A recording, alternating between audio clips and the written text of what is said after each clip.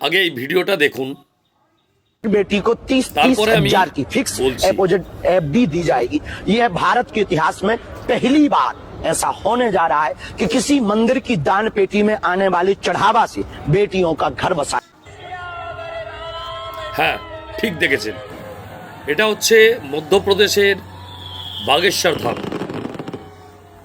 এখানে এই শিবরাত্রিতে 300 মেয়ের, গরিব মেয়ে, অনাথ মেয়ে, তাদের বিয়ে দিয়েছেন বাগেশ্বর ধাম থেকে। বোঝা গেল?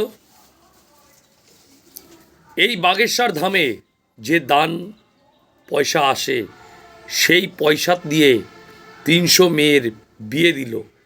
6 লক্ষ টাকা করে এক একটা মেয়ের পিছনে খরচা করেছে দান বাক্সের পয়সার থেকে। এটা হচ্ছে হিন্দু সংস্কৃতি, এটাই হচ্ছে হিন্দুত্ব, এটাই সনাতনী। বলো হর হর মহাদেব, বাগেশ্বর ধাম কি জয়।